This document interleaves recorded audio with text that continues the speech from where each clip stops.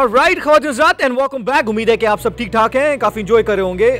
14 अगस्त है of course 1947। 14 अगस्त 27वीं शब को हमारा मुल्क जो है वो आज़ाद हुआ था।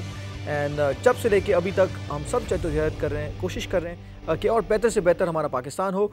माशाल्लाह से हमारा पाकिस्तान है सबसे खूबसूरत है, यहाँ पे दुनिया की सबसे ज़्यादा खूबसूरत जगहें हैं।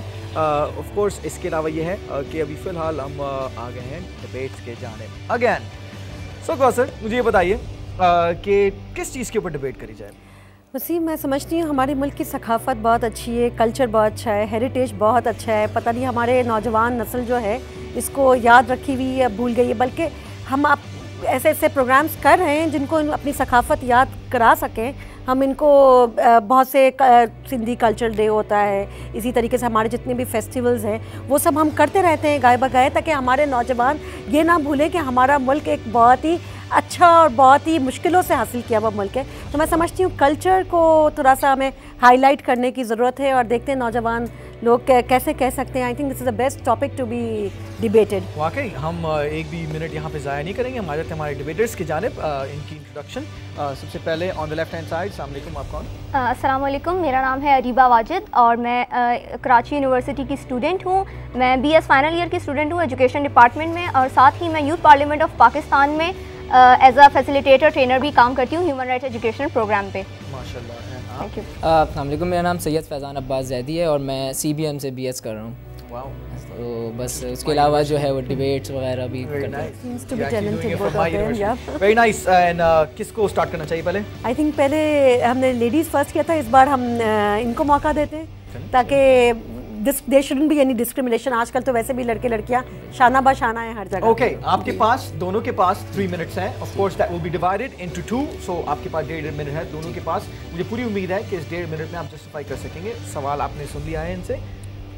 देखिए, you have to highlight culture the heritage of Pakistan. ठीक, ओके, अच्छा स्टार्ट करूँ? गो।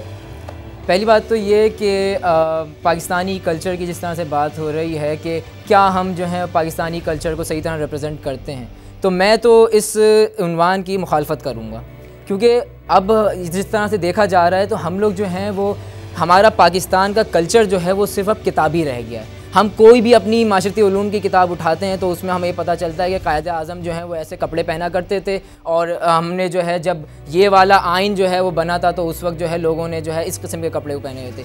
हद ये हो गई है अब कि अभी कल ही की बात है जब रात में जो है 14 अगस्त की खुशियाँ पूरे मुल्क में मनाई जा रही थी। मैं ऐसे ही जो है चैनल स्विच कर रहा था तो मैंने अचानक देखा कि वहाँ पर हमारे बहुत सारे मिनिस्टर्स आए हुए थे।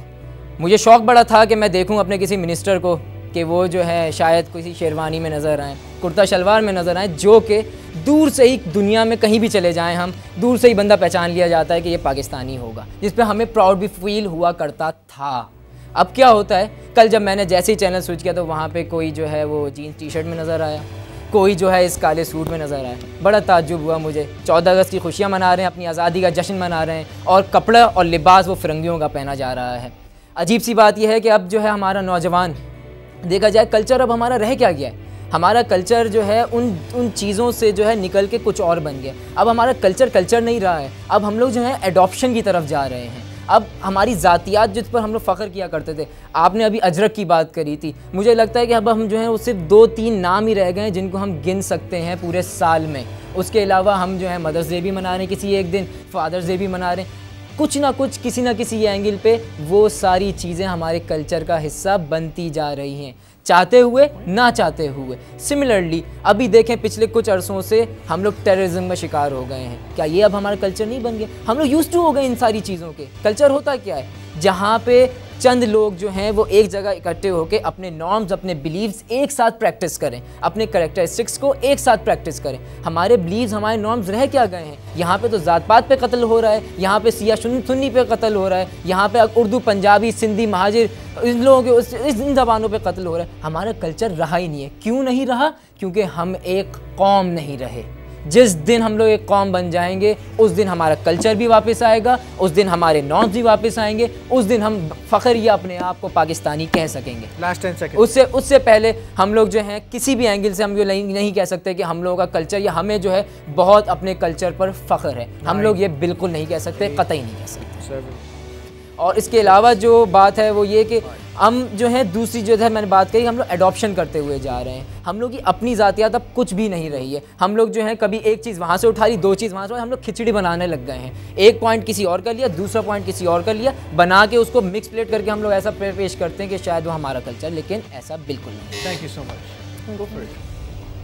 अब मेरे अजीज़ भाई ने जितनी भी बातें की उसके अंदर वो नुमाइंदगी नहीं थी। अगर ये टेररिज्म की बात करते हैं कि आज हमारे माशरे में जो है टेररिज्म को अडॉप्ट किया जा रहा है और टेररिज्म को अडॉप्ट करने की वजह से ये हमारा कल्चर बन रहा है, कल्चर बन के रिप्रेजेंट कर रहा है, तो इनकी बात से मैं बिल्कुल भी मुत्तफिक नहीं हूँ और यहाँ बैठा हुआ कोई भी शख्स मुत्तफिक नहीं होगा। इसलिए क्योंकि कल्चर उस चीज़ को कहते हैं जिसको लोग अपनी खुशी से अडॉप्ट करें, अपनी खुशी से उसको अप्रिशिएट करें, उसको मनाएं। क्या हम लोग टेररिज्म को अप्रिशिएटली अडॉप्ट करते हैं और मनाते हैं? क्या हम उसके ऊपर खुशियाँ मनाते हैं? अगर किसी के घर में किसी का कत्ल कर दिया जाए, किसी के घर में किसी की लाश आए, तो हम उसके ऊपर खुशियाँ मनाते हैं? नहीं, वो हमारा कल्चर नहीं हो सकता। हमारे कल्चर में हमारा नौजवान आज भी 14 अगस्त पे उतना ही खुश होता है जितना कि पहले हुआ करता था। बल्कि आज के माहौल में देखा जाए, रमज़ान होते हुए भी यूथ ने कितनी खुश दिली से और कितने ही जोशो खरोश के साथ 14 अगस्त को मनाया है। कितने जगहों पे बड़े बड़े झंडे बनाए गए हैं। सिर्फ झंडा बनाना नुमाइश के लिए नहीं, उस झंडे के नीचे एक होके उन्होंने ये साबित किया है कि हाँ, उन्हें अपने मुल्क से, अपने वतन से मोहब्बत है। जो अजरक की बात ये करते हैं, वो ऐसा नहीं है कि अजरक को भुला दिया गया हो, फोक म्यूज़िक को भुला दिया गया हो। आज भी हमारा म्यूज़िक रिवाइव हो रहा है, हमारे म्यूज़िक के अंदर रिवाइवल आ रहा है। फोक म्यूज़िक भी है हमारे यहाँ, और जितने भी स्ट्रिंग्स हैं, गिटार्स हैं, उन चीज़ों से भी उस म्यूज़िक को बजाने की कोशिश की जा रही है जो कि हमारे कल्चर का पार्ट रहा है। हमारे खाने, हमारा कितना अच्छा कल्चर है, हम उसको भूले नहीं हैं। बेशक एडॉप्टेशन होती है, एडॉप्ट किया जाता है इसलिए क्योंकि हमें हमारे मुल्क को पीछे नहीं लेके जाना है। हमें अपने मुल्क के अंदर उन तमाम चीज़ों को साथ रखना है जिनके साथ साथ हम आगे बढ़ सकें। ये ना हो कि हमारी उस कौम को पीछे छोड़ दिया जाए। और ऐसा नहीं कि हमने अपने कल्चर को छोड़ दिया और हम उसे प्रमोट नहीं करते। हम अपने कल्चर के हिसाब से जो कल्चरल एक्सचेंज प्रोग्राम्स आते हैं, हम उन प्रोग्राम्स में जाते हैं, वहाँ जाके हम उनकी चीज़ों को अडॉप्ट नहीं कर रहे होते हैं या सिर्फ उसको रिप्रेजेंट नहीं कर रहे होते हैं। हम यहाँ से अपनी चूड़ियाँ, अपने दुपट्टे, स्कार्फ, इस किस्म की चीज़ें लड़कियाँ लेके जाती हैं, लड़के अपने साथ शेरवानी और कुर्ता शलवार लेके जाते हैं, वास्केट लेके जाते हैं। इससे पहले जो यहाँ डिबेटर खड़े थे, उनका लिबास ही ये साफ जाहिर कर रहा था कि वो अपने कल्चर से मोहब्बत करते हैं, इसीलिए अपने कल्चर को रिप्रेजेंट कर रहे थे।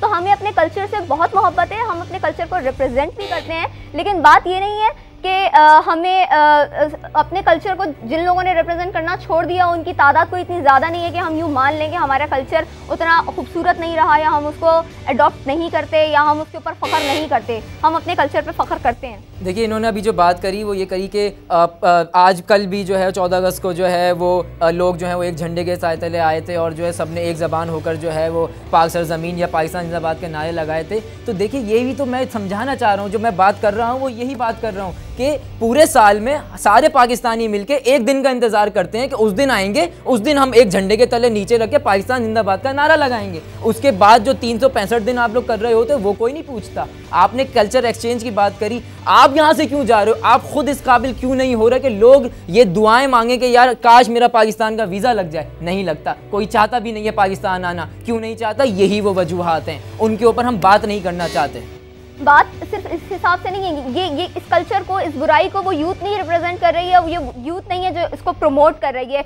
इस अगर माहौल को क्रिएट किया जा रहा है या पाकिस्तान के नाम को बदनाम किया जा रहा है या पाकिस्तान के अंदर इन बुराइयों को प्रमोट किया जा रहा है, तो वो साजिशें हैं जो नहीं चाहती कि पाकिस्तान पनप सके। ये वही साजिशें हैं जिनसे बर्दाश्त नहीं होता कि यहाँ पे इस्लाम का नाम लिया जाए या यहाँ इस्लामी इक़दार को बुलंदोबाला लाया जाए। तो इन लोगों को वो तकलीफ है जिसकी वजह से ये इस चीज़ को आम नहीं होने दे रहे। आपने बिल्कुल वही बात करी है कि जब किसी सियासतदान से जो है माज़रत के साथ जब किसी सियासतदान से जो है उससे सवाल किया जाता है और उसको सवाल नहीं आता ना या उसका जवाब नहीं आता, तो वो यही बोलता है कि जो बाहर के जो साजिशी अनासिर हैं वो ये काम कर रहे हैं। आप लोग 18 करोड़ की आवाम एक साथ होकर ये काम क्यों नहीं कर सकते? चंद मुट्ठी भरी तो हैं अनासिर, चंद मुट्ठी भर ही हैं वो अनासिर, और वो लोग जिनके अंदर वो जोश और जज्बा है, वो लोग आज भी नुमायां हैं। और वही लोग हैं जो उस चीज़ को, अपनी मोहब्बत को, अपनी सकाफत को समझते हैं, प्रमोट करते हैं और उसके ऊपर जज्बा रखते हैं। वो लोग नहीं हैं जिन्होंने उसको भुला दिया है। अगर आपको सिर्फ ये लग रहा है कि मैंने ये कहा कि वो अनासिर या जिन लोगों को पाकिस्तान से मोहब्बत नहीं है या पाकिस्तान की ताकत से या आगे बढ़ने वाली ताकत से मोहब्बत नहीं है, तो ये एक हकीकत है।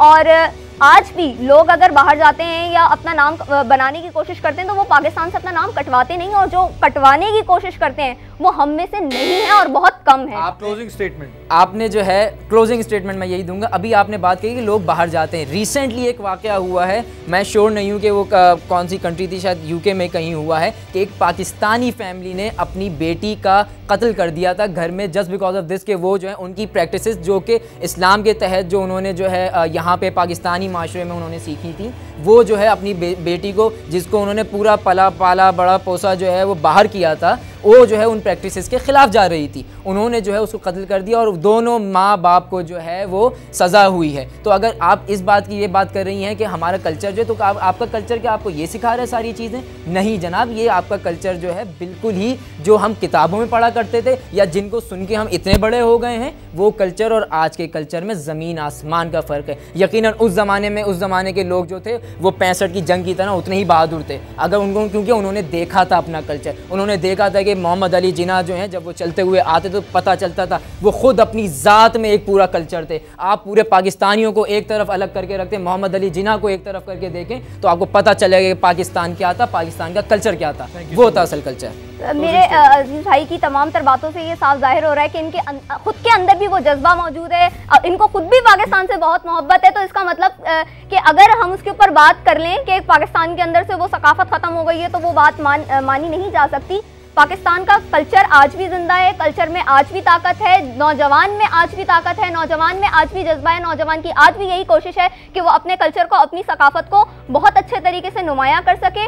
और जिस तरीके से इन्होंने बात की, पहली बात तो ये कि इन्होंने कह दिया था कि मैं इस बात में श्योर नहीं हूँ, इनके पास कोई फैक्ट्स नहीं है। हो सकता है कि इनकी बात सही हो लेकिन इनको कोई श्योरिटी नहीं है इस बात के बारे में। तो लिहाजा अगर हम देखें कि जहाँ कहीं बॉम्ब ब्लास्ट होता है या जलजला आता है या सैलाब आता है तो यही वो पाकिस्तानी कौम है जो एक जान होकर खड़ी हो जाती है और उन लोगों के लिए जिद्दोजहद करती है, उनको उनकी तरक्की के लिए, उनको बहाल करने के लिए, उनकी खुशहाली के लिए मेहनत करती है। तो नौजवान और पाकिस्तान दोनों आज भी उतने ही अहम, उतने ही ताकतवर हैं, उतना ही उसके अंदर जज्बा है कि वो दुनिया में अपना नाम कायम कर सकें और दुनिया में नाम कायम कर रहे हैं और कायम करते रहेंगे। शुक्रिया, thank you so much, very nice, very nice, very nice.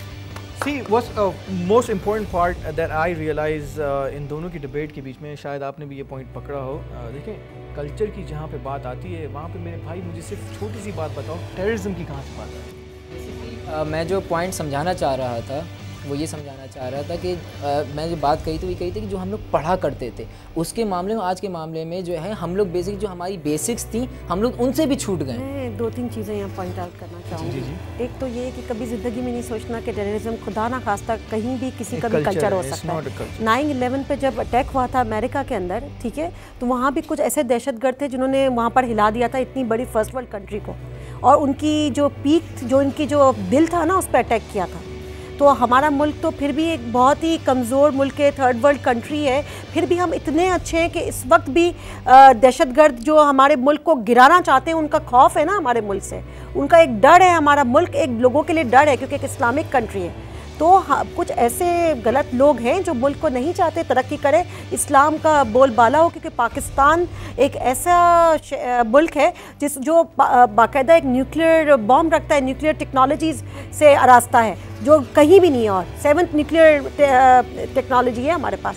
तो ये एक बहुत बड़ी बात है। दूसरी बात ये, आपने कल्चर की बात की, आप मुझे एक बात बताइए, कायदे आज़म क्या पहनते थे? वो सूट्स नहीं पहनते थे? कायदे आज़म की जो सबसे ज़्यादा बेसिक थी वो जो शेरवानी का वो पूरा, और वो उनकी सूट्स पहनते थे, जिन्ना कैप जो थी, सूट पहनते थे, सूट्स पहनते है ना। तो आप जब देखें दुनिया में जहाँ भी आप जाएं, ये एक इंटरनेशनली एक लैंग्वेज है इंग्लिश, ठीक है, और ये जो आप देखें सूट्स जो हैं वो इंटरनेशनली आप कोई भी मुल्क के आप लोगों को देख लें, वो आपको देखेंगे बहुत सी जगहों पर फोरम्स पे पहनते हुए।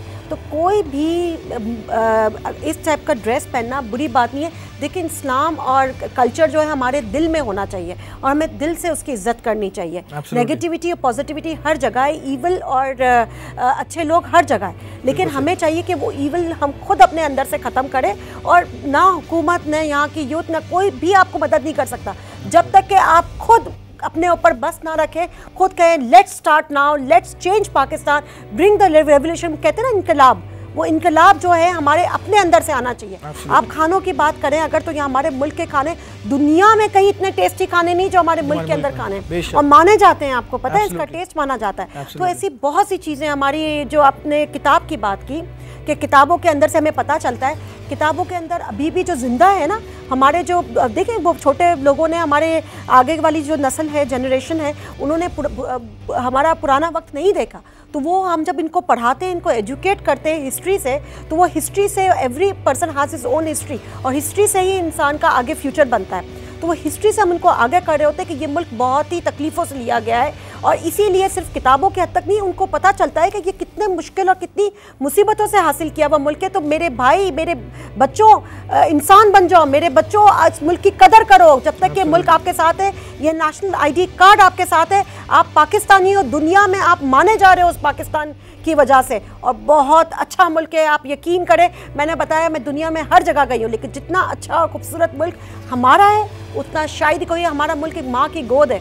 दुनिया में आपको हर जगह फैला हुआ मुल्क दिखेगा, एक इंसान दूसरे इंसान की परवाह नहीं करता, कि हमारा मुल्क माँ की गोद है। बिल्कुल सही। अब आप बताइए, आप किसकी तरफ फेवर जा रहे हैं? फेवर तो मुझे लग रहा है, मुझे पता भी लग गया है। तो कौन जीते हैं आज? मैं दोनों ही अपनी जगह, मैं कहूँगी टाई है, दोनों ही अपनी जगह बहुत अच्छे थे। उनका भी मौक़िफ़ अपनी जगह बुरा नहीं था। इट वॉज बहुत से लोगों की आजकल यूथ की सोच है ये, और चूँकि मैं हमेशा पॉजिटिव पसंद करती हूँ, और हमेशा अपनी ज़िंदगी के अंदर एक पॉजिटिव, और there is no such word as no in my dictionary. मैंने जब ज़िंदगी में शुरुआत की तो मैंने अपनी डिक्शनरी खोल के वो इम्पॉसिबल का वर्ड काट दिया था। मैंने कहा था there is no such thing as impossible in my life, और हमारे मुल्क के अंदर ये चीज़। बट मैं पता है, मैं इसको थोड़ा सा कुछ और तरीके से समझता हूँ। इम्पॉसिबल जो है ना, मैं उसको समझता हूँ कि एग्जिस्ट करता है, वो पता है क्यों, वजह क्यों, क्योंकि इम्पॉसिबल को इज आई एम पॉसिबल। या तो इसको इस तरीके से लेना, I am possible, so I take it that way. खैर, थैंक यू सो मच, बहुत बहुत शुक्रिया। खातिन-ए-ज़ात, हमारा वक्त बहुत कम था और वक्त यहाँ पर आ गया है। हमें ऑफ कोर्स जाने का दिल तो नहीं चाह रहा। जब हमारे मुल्क के हवाले से गुफ्तगू होती है, जब हम बात करते हैं हमारे मुल्क के हवाले से, तो हमारा दिल थोड़ा सा भी नहीं चाहता कि हम ऐसे शोज़ को ख़त्म करें और इख्तिताम पे लेकर आएँ, ऐसा नहीं होता। मगर ये है बहरहाल खातिन-ए-ज़ात, मैं सिर्फ ये बोलूँगा आपसे कि आप तमाम मुल्कों को एक तरफ देखें और फिर अपने मुल्क को एक तरफ देखें। आप बहुत शुक्र अदा करेंगे, क्योंकि अगर मैं आप में से किसी को भी किसी और मुल्क में अगर छोड़ दूं, बिलफर्ज मैं आपको अगर अमेरिका में छोड़ दूं, मैं आपको गारंटी से बताता हूं 1 महीने के बाद आपको पाकिस्तान याद आने लग जाएगा, और ऐसा याद आएगा कि आप रो रो के गिनगिना के बोलोगे कि मुझे मेरे मुल्क और मेरे वतन में वापस जाना है। वो मिट्टी एक दफ़ा मैं उठा के बस अपने हाथ में लेके सूंघ दूँ, क्योंकि यही चीज़ें होती हैं जो हमें कदर करना सिखाती हैं। तो माज़रत के साथ मैं यही कहता हूँ, जितनी भी तमाम यूथ है, हमारी जो प्यारी सी यूथ है, आप कोशिश करें कि आप अपने तरीके से जद्दोजहद करें, मेहनत करें, दुआ करें, और आए मिल के सब दुआ करते हैं हमारा पाकिस्तान जो है, अल्लाह ताला इसको सही सलामत से रखे। और हमारी तरफ से कोशिश यही है कि जितने भी तमाम हमारे हुक्मरान हैं हमारे लिए बेहतर करें, अच्छा करें। जितना करते हैं अपनी तरफ से करते हैं वो लोग, मगर फिर भी हम दुआ करते हैं कि अच्छा करें और सबको अपने ज़मान में रखें। अल्लाह ताला आप रखिएगा अपना बहुत बहुत ख्याल। पाकिस्तान जिंदाबाद।